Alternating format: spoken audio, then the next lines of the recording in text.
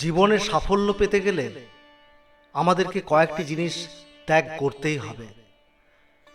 কি কি আমাদের ত্যাগ করা দরকার সেই দিশা দেখিয়েছেন গৌতম বুদ্ধ। সেই রকমই একটি বিষয় নিয়ে আজকে আমরা আলোচনা করব। জীবনে আমরা কখনো ভালো কাজ করি, আবার কখনো খারাপ কাজ করি। ভালো কাজের ফলে যেমন সম্মান ও খ্যাতি লাভ করা যায়, তেমনি খারাপ কাজের ফল হিসেবে নিন্দা ও সমালোচনার মুখে পড়তে হয় আমাদের। অনেক ভালো কাজ করার পরেও একটা খারাপ কাজের ছায়া সব ভালো কাজকে ঢেকে ফেলতে পারে। জেনে নিন নিজের জীবনের মাধ্যমে এই বিষয়ে কি শিক্ষা দিয়ে গিয়েছেন গৌতম বুদ্ধ। গৌতম বুদ্ধের এই শিক্ষার বিষয় বলতে গিয়ে আমরা আজ তোমাদের একটি গল্প শোনাব। একবার গৌতম বুদ্ধ একটি নগরে আসেন। গোটা নগরের লোক তাকে দেখতে ও তার কথা শুনতে ভিড় করে আসেন। গৌতম বুদ্ধের দর্শনার্থী সেই সব মানুষদের মধ্যে ছিলেন শহরের এক ধনী শেঠ। সেই ধনী শেঠ বুদ্ধের জন্য অনেক ধন সম্পদ উপহার হিসেবে নিয়ে আসেন। তার সঙ্গে তিনি গৌতম বুদ্ধের মাধ্যমে রাজার কাছে একটি বার্তা প্রেরণ করার ইচ্ছে পোষণ করেন।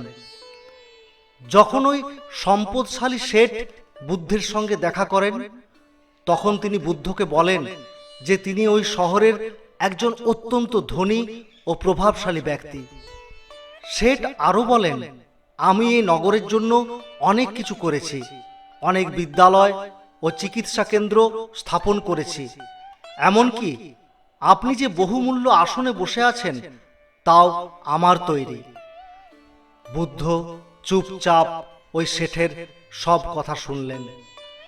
বুদ্ধ কোনো কথা বলছেন না দেখে শেঠ যখন ফিরে যাচ্ছেন, তখন গৌতম বুদ্ধ তাকে বলেন, আমার জন্য যা যা এনেছেন তার সব এখানে রেখে যান, কোনো কিছু সঙ্গে করে ফেরত নিয়ে যাবেন না।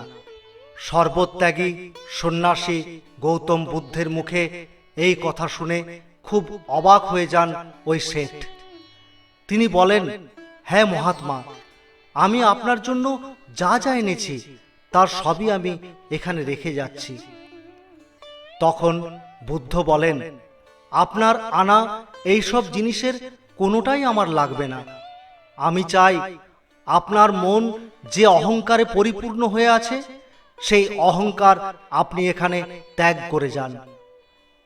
এই কথা শুনে ওই শেঠ নিজের ভুল বুঝতে পারেন এবং নিজের অহংকার ত্যাগ করার শপথ নেন গৌতম বুদ্ধের চরণে। কাজেই বন্ধুরা, তোমরা নিশ্চয়ই বুঝতে পেরেছ, জীবনে সাফল্য পাওয়ার জন্য যে সমস্ত জিনিসগুলি আমাদের ত্যাগ করা দরকার, তার মধ্যে অহংকার অন্যতম। সাফল্য পেতে গেলে অহংকার আমাদের ত্যাগ করতেই হবে, তবেই আমরা সাফল্যের দিকে এগোতে পারব।